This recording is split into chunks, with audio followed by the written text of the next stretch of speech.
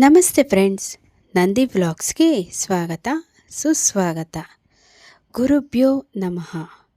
ಗುರುವಿನ ಗುಲಾಮನಾಗುವ ತನಕ ದೊರೆಯದಣ್ಣ ಮುಕುತಿ. ಏನು ಹಾಡು ಹೇಳ್ತಾ ಇದ್ದಾರೆ ಅಂತ ತಿಳ್ಕೊತಾ ಇದ್ದರೆ, ವಿಶೇಷವಾದ ಗುರು ಪೌರ್ಣಮಿ ಅನ್ನೋದು ಯಾವಾಗ ಬಂದಿದೆ, ಏನೆಲ್ಲ ಇದರ ವಿಧಿ ವಿಧಾನಗಳು, ಪೂಜೆ ಸಮಯ, ಹಾಗೆ ಶುಭ ಸಮಯಗಳು, ಪೂಜೆ ವಿಧಾನ, ಧಾರ್ಮಿಕ ಮಹತ್ವ ಏನು ಅಂತ ನಾನು ಈ ವಿಡಿಯೋದಲ್ಲಿ ತಿಳಿಸ್ಕೊಡ್ತೀನಿ. ಖಂಡಿತವಾಗ್ಲೂ ಎಲ್ಲೂ ಸ್ಕಿಪ್ ಮಾಡದೆ ಪೂರ್ತಿಯಾಗಿ ನೋಡಿ.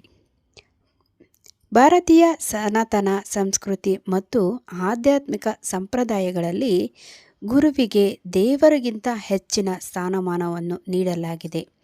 ಗುರುಪೂರ್ಣಿಮೆಯ ಗುರುಗಳನ್ನು ಗೌರವಿಸಲು, ಅವರ ಅಪಾರ ಪ್ರಾಮುಖ್ಯತೆಯನ್ನು ಗುರುತಿಸಲು ಮತ್ತು ಅವರ ಕಡೆಗೆ ಕೃತಜ್ಞತೆಯನ್ನು ವ್ಯಕ್ತಪಡಿಸಲು ಮೀಸಲಾಗಿರುವ ಪವಿತ್ರ ಹಬ್ಬವಾಗಿದೆ.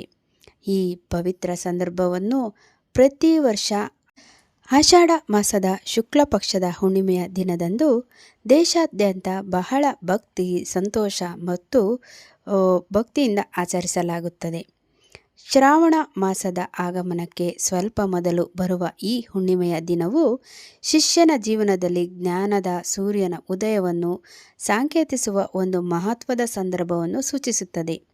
ಈ ದಿನದಂದು ಒಬ್ಬ ಗುರುವನ್ನು ಪೂಜಿಸುವ ಮತ್ತು ಅವರ ಆಶೀರ್ವಾದವನ್ನು ಪಡೆಯುವುದು ಜೀವನದಲ್ಲಿ ಯಶಸ್ಸು ಮತ್ತು ಆಧ್ಯಾತ್ಮಿಕ ಪ್ರಗತಿಗೆ ದಾರಿ ಮಾಡಿಕೊಡುತ್ತದೆ.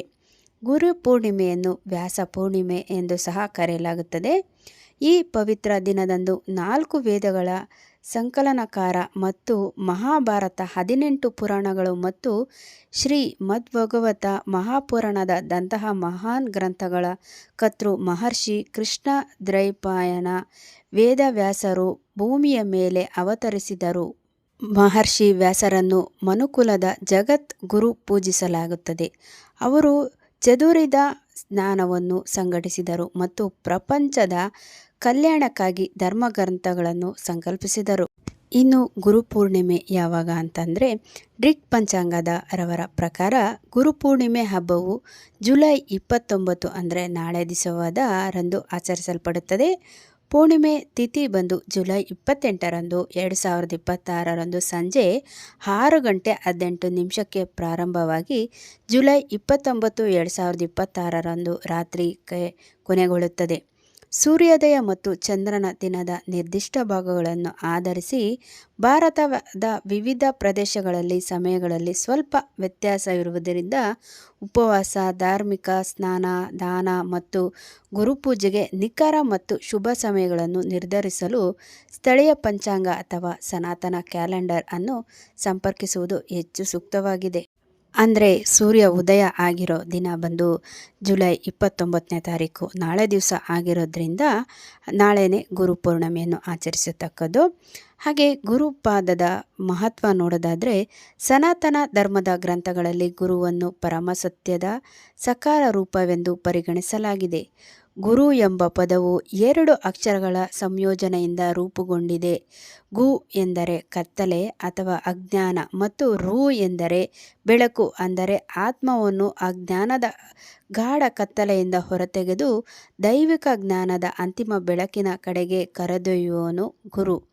ಧರ್ಮಗ್ರಂಥಗಳಲ್ಲಿ ಗುರುವನ್ನು ಪೂಜಿಸುವಾಗ ಹೀಗೆ ಹೇಳಲಾಗಿದೆ: ಅಜ್ಞಾ ತಿಮಿರಾಂಧಸ್ಯ ಜ್ಞಾನಾಂಜನ ಶಲಾಕಾಯ ಚಕ್ಷುರುನ್ಮೀಲಿತಂ ಯೇನ ತಸ್ಮೈ ಶ್ರೀ ಗುರುವೇ ನಮಃ.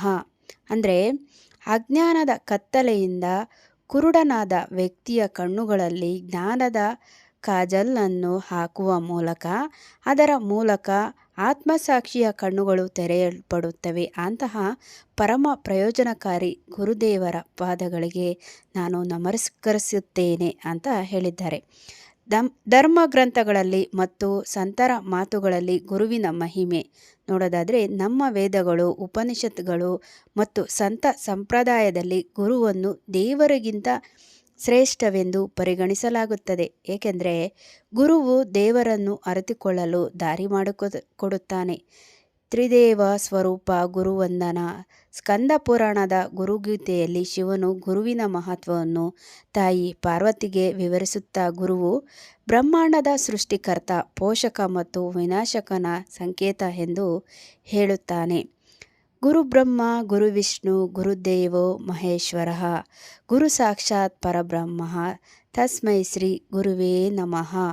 ಅಂದರೆ ಗುರುವೇ ಬ್ರಹ್ಮ, ಗುರುವೇ ವಿಷ್ಣು ಮತ್ತು ಗುರುವೇ ಭಗವಾನ್ ಶಂಕರ, ಗುರುವೇ ಪರಬ್ರಹ್ಮ. ಅಂತಹ ಮಹಾನ್ ಗುರುದೇವರಿಗೆ ನಾನು ನನ್ನ ಗೌರವಯುತ ನಮನಗಳನ್ನು ಸಲ್ಲಿಸುತ್ತೇನೆ. ಸಾಧನೆಯ ಮೂಲ ಆಧಾರ ಗುರುವಿನ ಧ್ಯಾನ ಮತ್ತು ಅವರ ಮಾತುಗಳನ್ನು ಅನುಸರಿಸುವುದು ಶಿಷ್ಯ ಶ್ರೇಷ್ಠ ಸಾಧನೆ. ಇದನ್ನು ಶಾಸ್ತ್ರಗಳಲ್ಲಿ ಹೇಳಲಾಗಿದೆ. ಧ್ಯಾನ ಮೂಲಂ ಗುರುಮೂರ್ತಿ, ಪೂಜಾ ಮೂಲಂ ಗುರುಪದಂ, ಮಂತ್ರ ಮೂಲಂ ಗುರುವಾಕ್ಯಂ, ಮೋಕ್ಷ ಮೂಲಂ ಗುರು ಕೃಪಾ. ಮೂಲಭೂತವಾಗಿ ಗುರುವಿನ ರೂಪವು ಧ್ಯಾನದ ಅಡಿಪಾಯವಾಗಿದೆ. ಗುರುವಿನ ಪಾದಕಮಲಗಳು ಪೂಜೆಯ ಅಡಿಪಾಯ, ಗುರುಗಳು ಹೇಳುವ ಮಾತುಗಳು ಮಂತ್ರದ ಅಡಿಪಾಯ ಮತ್ತು ಗುರುವಿನ ಅಪರಿಮಿತ ಅನುಗ್ರಹವು ಮುಕ್ತಿಯನ್ನು ಪಡೆಯಲು ಅಡಿಪಾಯವಾಗಿದೆ. ಗುರುಪೂರ್ಣಿಮೆಯ ಸಾಂಪ್ರದಾಯಿಕ ಆಚರಣೆ ಮತ್ತು ಪೂಜಾ ವಿಧಿಗಳು ನೋಡೋದಾದರೆ, ಭಾರತದಾದ್ಯಂತ ಗುರುಪೂರ್ಣಿಮೆಯ ಪವಿತ್ರ ಹಬ್ಬವು ಆಶ್ರಮಗಳು, ದೇವಾಲಯಗಳು ಮತ್ತು ಮನೆಗಳಲ್ಲಿ ಗುರುವಿನ ಕಡೆ ಭಕ್ತಿಯ ಗಮನಾರ್ಹ ವಾತಾವರಣವನ್ನು ಬೆಳೆಸುತ್ತದೆ. ಗುರುಪೂರ್ಣಿಮೆಯನ್ನು ಆಚರಿಸುವ ಸಾಂಪ್ರದಾಯಿಕ ಆಚರಣೆಗಳು ಈ ಕೆಳಗಿನಂತಿವೆ. ಬೆಳಗ್ಗೆ ಸ್ನಾನ ಮತ್ತು ಧ್ಯಾನ. ಈ ದಿನದಂದು ಶಿಷ್ಯರು ಬ್ರಹ್ಮ ಮುಹೂರ್ತ ಸಮಯದಲ್ಲಿ ಎದ್ದು ಪವಿತ್ರ ನದಿಗಳಲ್ಲಿ ಅಥವಾ ಗಂಗಾಜಲ ಬೆರೆಸಿದ ನೀರಿನಲ್ಲಿ ಸ್ನಾನ ಮಾಡುತ್ತಾರೆ ಮತ್ತು ಶುದ್ಧ ಉಡುಪನ್ನು ಧರಿಸುತ್ತಾರೆ. ಗುರುಗಳ ಪಾದಗಳಲ್ಲಿ ಪೂಜೆ ಮತ್ತು ಭಕ್ತಿ ತರುವಾಯ ಶಿಷ್ಯರು ತಮ್ಮ ಗುರುಗಳೊಂದಿಗೆ ವೈಯಕ್ತಿಕ ಪ್ರೇಕ್ಷಕರನ್ನು ಹುಡುಕುತ್ತಾರೆ ಮತ್ತು ಅವರ ಪಾದಗಳನ್ನು ಪೂಜಿಸುತ್ತಾರೆ. ಅವರು ಗುರುಗಳಿಗೆ ಹೂವುಗಳು, ಹಣ್ಣುಗಳು, ಹೊಸ ಬಟ್ಟೆಗಳು, ದಕ್ಷಿಣೆ ಮತ್ತು ಸಿಹಿ ತಿಂಡಿಗಳನ್ನು ಅರ್ಪಿಸಿ ಅವರ ಆಶೀರ್ವಾದವನ್ನು ಪಡೆಯುತ್ತಾರೆ. ಸತ್ಸಂಗ ಮತ್ತು ಭಜನೆಗಳು. ಈ ದಿನದಂದು ಆಧ್ಯಾತ್ಮಿಕ ಕೇಂದ್ರಗಳು ಅಖಂಡ ಕೀರ್ತನೆ, ಗುರುಗಳನ್ನು ಸ್ತುತಿಸುವ ಸ್ತೋತ್ರಗಳ ಗಾಯನ ಮತ್ತು ವಿಶೇಷ ಸತ್ಸಂಗಗಳು ಆಯೋಜಿಸುತ್ತವೆ. ಪ್ರತಿಜ್ಞೆ ಮತ್ತು ಉಪವಾಸ ನೋಡೋದಾದರೆ, ಅನೇಕ ಭಕ್ತರು ಈ ದಿನದಂದು ಸಂಪೂರ್ಣ ಉಪವಾಸವನ್ನು ಆಚರಿಸುತ್ತಾರೆ ಮತ್ತು ಗುರುಗಳು ತಮ್ಮ ಜೀವನದುದ್ದಕ್ಕೂ ನೀಡಿದ ಮೂಲಮಂತ್ರ, ಆಧ್ಯಾತ್ಮಿಕ ಅಭ್ಯಾಸಗಳು ಮತ್ತು ಆದರ್ಶಗಳನ್ನು ಅನುಸರಿಸಲು ದೃಢ ಸಂಕಲ್ಪ ಮಾಡುತ್ತಾರೆ. ಅಷ್ಟೇ ಅಲ್ಲದೆ ಸಾಯಿಬಾಬಾ ದೇವಸ್ಥಾನದಲ್ಲಿ ವಿಶೇಷ ಪೂಜೆಗಳು ಇರುತ್ತೆ. ಹಾಗೆ ಗುರು ರಾಘವೇಂದ್ರ ದೇವಸ್ಥಾನದಲ್ಲಿ, ಗುರು ಆದಂತಹ ಶ್ರೀ ಬ್ರಹ್ಮಯ್ಯನವರ ಮಠದಲ್ಲಿ, ಬ್ರಹ್ಮಯ್ಯನವರ ದೇವಸ್ಥಾನಗಳಲ್ಲಿ ವಿಶೇಷ ಪೂಜೆಗಳು ಸಹ ಇರುತ್ತದೆ. ನನ್ನ ಪೂಜ್ಯ ಗುರುಗಳಾದಂತಹ ಅವರಿಗೆ ಗುರುಪೂರ್ಣಿಮೆ ಶುಭಾಶಯಗಳನ್ನು ತಿಳಿಸುತ್ತಾ ಇನ್ನೊಂದು ಹೊಸ ವಿಡಿಯೋ ಜೊತೆ ನಿಮ್ಮೊಂದಿಗಿರ್ತೀನಿ. ಅಲ್ಲಿವರೆಗೂ ನಮ್ಮ ನಂದಿ ಬ್ಲಾಗ್ಸ್ನ ವೀಕ್ಷಿಸ್ತಾ ಇರಿ. ವೀಕ್ಷಿಸಿದವರೆಲ್ಲರಿಗೂ ಧನ್ಯವಾದಗಳು.